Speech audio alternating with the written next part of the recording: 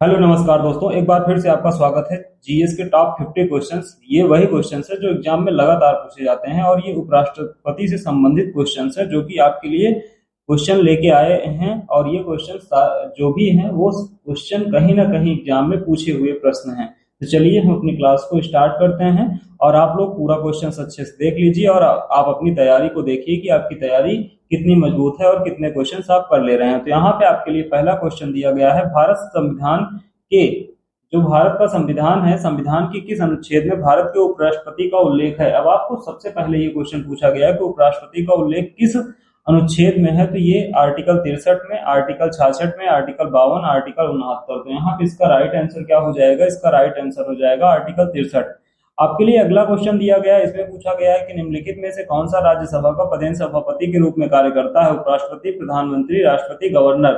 मतलब कि राज्यसभा के पदेन सभापति के रूप में कौन कार्य करता है? तो ये उपराष्ट्रपति काम करता है। चलिए अगले क्वेश्चन में आपसे पूछा गया है कि उपराष्ट्रपति पद के लिए न्यूनतम आयु कितनी होनी चाहिए। उपराष्ट्रपति के लिए कितनी न्यूनतम आयु होनी चाहिए, ये आपसे पूछा गया है। 65 वर्ष, 90 वर्ष, 75 वर्ष, 35 वर्ष। तो यहाँ पे इसका राइट आंसर हो जाएगा 35 वर्ष, ऑप्शन नंबर डी। अगले क्वेश्चन में यहाँ से आपसे पूछा गया, उपराष्ट्रपति के लिए प्रत्याशी का नाम कम से कम कितने मतदाताओं द्वारा प्रस्तावित और अनुमोदित होना चाहिए। 50-50, 20-20, 35-35, 25-25। तो यहाँ पे इसका जो राइट आंसर हो जाएगा वो आपका हो जाएगा ऑप्शन नंबर बी। चलिए अगले क्वेश्चन में आपसे पूछा गया है कि इसमें से किसका निर्वाचन एक निर्वाचक मंडल द्वारा किया जाता है जो संसद के दोनों सदनों राज्यसभा और लोकसभा के सदस्यों से मिलकर बना होता है। उपराष्ट्रपति, राज्यपाल, राष्ट्रपति, मुख्य न्यायाधीश। तो यहाँ पे आपका राइट आंसर हो जाएगा उपराष्ट्रपति, ऑप्शन नंबर ए। अगले क्वेश्चन में आपसे पूछा गया है कि कोई व्यक्ति उपराष्ट्रपति निर्वाचित होने का पात्र कब होगा। राज्यसभा का सदस्य होने पर, लोकसभा एवं का सदस्य होने पर, दोनों, कोई नहीं। तो यहाँ पे इसका जो राइट आंसर हो जाएगा वो आपका राइट आंसर हो जाएगा राज्यसभा का सदस्य होने पर, ऑप्शन नंबर ए। अगले क्वेश्चन में आपसे पूछा गया है कि भारत के उपराष्ट्रपति को किसके द्वारा निर्वाचित किया जाता है। संसद के दोनों सदनों और विधानसभा सदस्यों द्वारा, लोकसभा सदस्यों द्वारा, संसद के दोनों सदस्यों द्वारा, राज्यसभा के सदस्यों द्वारा। यहाँ पे राइट आंसर हो जाएगा संसद के दोनों सदस्यों द्वारा, संसद के दोनों सदनों के सदस्यों द्वारा किया जाता है। अगले क्वेश्चन में आपसे पूछा गया, राष्ट्रपति के चुनाव में कौन से सदस्य मतदान नहीं करते हैं परंतु उपराष्ट्रपति के चुनाव में मतदान करते हैं। मतलब कि राष्ट्रपति के चुनाव में सदस्य मतदान नहीं करते परंतु उपराष्ट्रपति के चुनाव में करते हैं। राज्यसभा के सदस्य, लोकसभा के सदस्य, संसद के मनोनीत सदस्य, इनमें से कोई नहीं। तो यहाँ पे इसका राइट आंसर हो जाएगा संसद के मनोनीत सदस्य। अगले क्वेश्चन में आपसे पूछा गया, भारत में दूसरा उच्च संवैधानिक पद कौन सा होता है।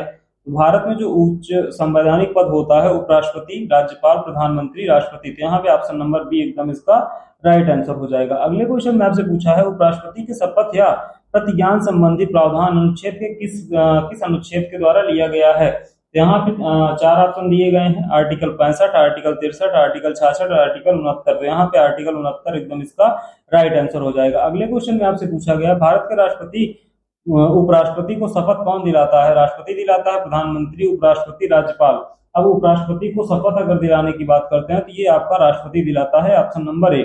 अगले क्वेश्चन में आपसे पूछा गया है कि भारत के उपराष्ट्रपति का पद कितने समय के लिए होता है। 6 वर्ष, 2 वर्ष, 3 वर्ष, 5 वर्ष। यहाँ पे इसका राइट आंसर हो जाएगा 5 वर्ष। चलिए अगले क्वेश्चन में आपसे पूछा गया है कि भारत के उपराष्ट्रपति को पदच्युत मतलब पद से हटाने के लिए संबंधित प्रस्ताव प्रस्तावित किया जा सकता है केवल लोकसभा में, संसद के किसी सदन में, संसद की संयुक्त बैठक में, केवल राज्यसभा में। तो यहाँ पे इसका राइट आंसर हो जाएगा केवल राज्यसभा में, एकदम इसका राइट आंसर हो जाएगा। चलिए अगले क्वेश्चन की ओर बढ़ते हैं। अगला क्वेश्चन आपसे पूछा है कि भारत के उपराष्ट्रपति बनने के पहले डॉक्टर राधाकृष्णन द्वारा धारित पद क्या था। यूएसए में राजदूत थे, सोवियत संघ में राजदूत थे, यूजीसी के अध्यक्ष थे या योजना आयोग का अध्यक्ष थे। तो ये किसका था? सोवियत संघ में राजदूत के पद पे थे। अगले क्वेश्चन में आपसे पूछा गया, उपराष्ट्रपति अपने मत का प्रयोग कब करता है। प्रत्येक स्थिति में, मतों के बराबर होने की स्थिति में, उसकी इच्छा पर निर्भर करता है, कभी नहीं करता है। तो यहाँ पे इसका जो राइट आंसर हो जाएगा मतों के बराबर होने की स्थिति में, ऑप्शन नंबर बी।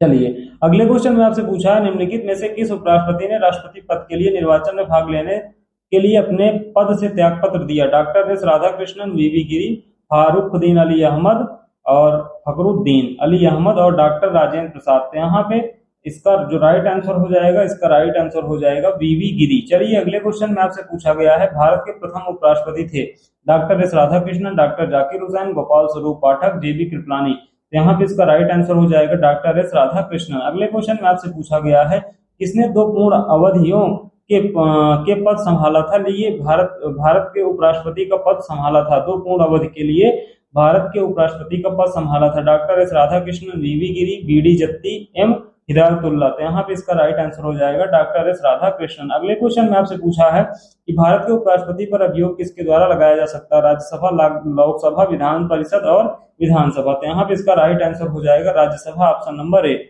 अगले क्वेश्चन में आपसे पूछा गया है कि भारत के वह कौन से एकमात्र दूसरे उपराष्ट्रपति हैं जिन्होंने एस राधाकृष्णन के बाद दूसरी अनुक्रमिक अवधि में पद प्राप्त किया? K R Narayan, doctor Shankar Dayal Sharma, M H Ansari, V S Shekhawat. यहाँ पे इसका जो राइट आंसर हो जाएगा M H Ansari, option number C. चलिए अगले क्वेश्चन की ओर बढ़ते हैं। अगले क्वेश्चन में आपसे पूछा गया है कि निम्नलिखित में से कौन सा व्यय भारत के संचित निधि पर भरित नहीं है? भारत के राष्ट्रपति का वेतन एवं भत्ते, भारत के उपराष्ट्रपति का वेतन एवं भत्ते, भारत के उच्चतम न्यायालय के न्यायाधीशों के वेतन एवं भत्ते, लोकसभा अध्यक्ष के वेतन एवं भत्ते। तो यहाँ पे इसका जो राइट आंसर हो जाएगा भारत के उपराष्ट्रपति के वेतन और भत्ते। चलिए अगले क्वेश्चन की ओर बढ़ते हैं। अगला क्वेश्चन आपसे पूछा है, भारतीय संविधान के किस अनुच्छेद में उपराष्ट्रपति के हटने की प्रक्रिया की गई है? Article 67, article 60, article 56, article 77। तो यहाँ पे इसका जो राइट आंसर हो जाएगा आर्टिकल 67।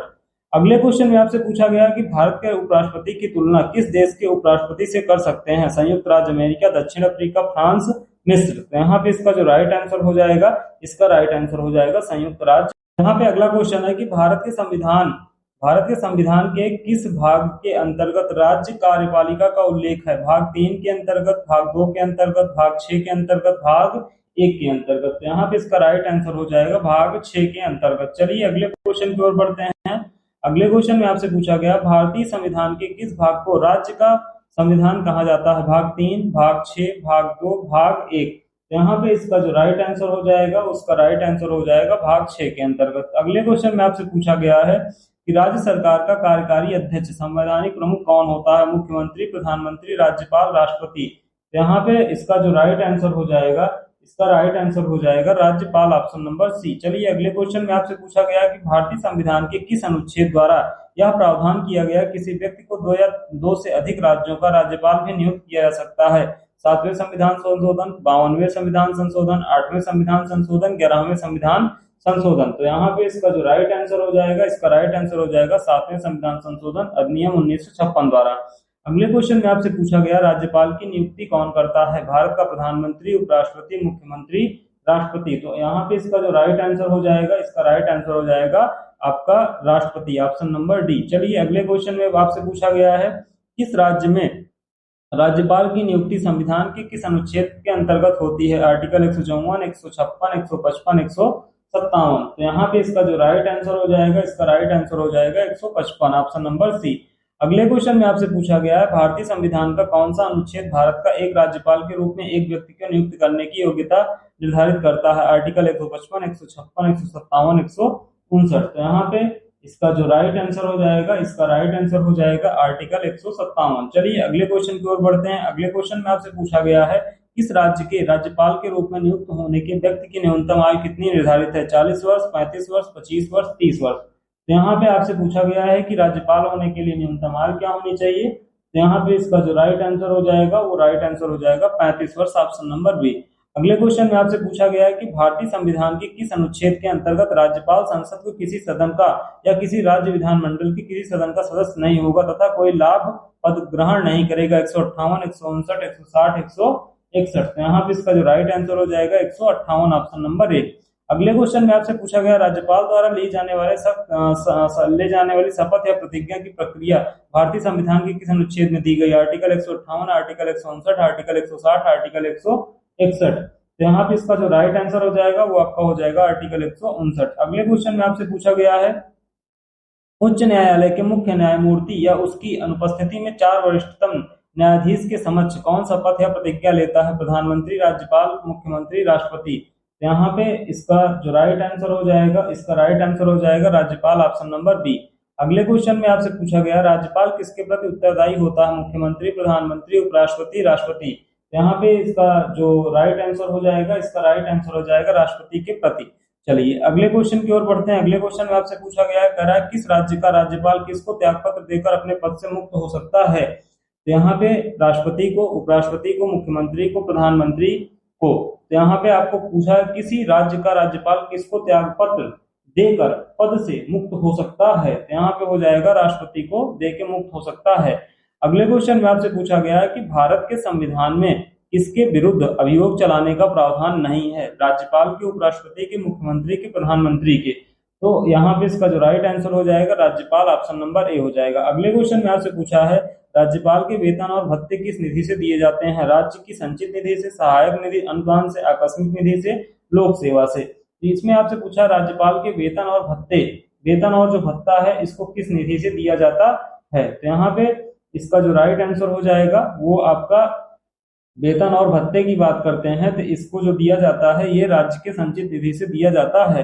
अगले क्वेश्चन में आपसे पूछा गया जब एक ही व्यक्ति को दो या दो से अधिक राज्यों का राज्यपाल नियुक्त किया जाएगा तो उस राज्यपाल को संदेह, उपलब्धियां और भत्ते किसके आदेश द्वारा या उस राज्यों के बीच मतलब उन राज्यों के बीच अनुपात में आवंटित किए जाएंगे? राष्ट्रपति के आदेश के मतलब यहाँ पे उस राज्यों के बीच में आवंटित किए जाएंगे, ये उसमें होना था।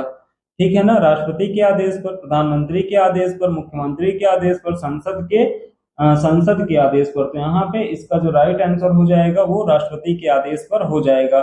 राज्यपाल उच्च न्यायालय के न्यायाधीशों की नियुक्ति के संबंध में किसको परामर्श देता है? संसद को, मुख्यमंत्री को, प्रधानमंत्री को, राष्ट्रपति को। तो यहाँ पे इसका जो राइट आंसर हो जाएगा वो अगर न्यायाधीशों की बात करते हैं तो उसका राइट आंसर हो जाएगा राष्ट्रपति को। अगले क्वेश्चन की बात करते हैं, आपसे पूछा गया है राज्यपाल किसका सदस्य न होते हुए भी उसका अभिन्न अंग होता है? राज्य के विधानमंडल, राज्य की न्यायपालिका, राज्य का विधान परिषद, विधानसभा का। तो यहाँ पे इसका आपसे पूछा गया है कि मतलब कि कहाँ का सदस्य नहीं होता उसके बाद भी उसके अभिन्न अंगों में हिस्सा लेता है? तो राज्य के विधानमंडल में। अगले क्वेश्चन में आपसे पूछा गया है कौन राज्य की विधानसभा के सत्र को आहूत या सत्रावसान करता है?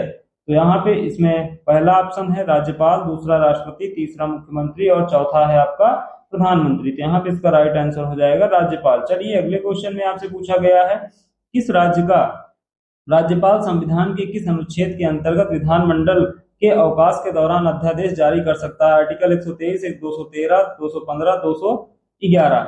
तो यहाँ पे इसका जो राइट आंसर हो जाएगा वो हो जाएगा आर्टिकल 213। अगले क्वेश्चन में आपसे पूछा गया है निम्नलिखित में से किस भारतीय संविधान के तहत क्षमा दान देने की शक्ति प्रदान की गई? प्रधानमंत्री, भारत के मुख्य न्यायाधीश, मुख्यमंत्री, राज्यपाल। तो यहाँ पे इसका जो राइट आंसर हो जाएगा वो राइट आंसर हो जाएगा राज्यपाल, ऑप्शन नंबर डी।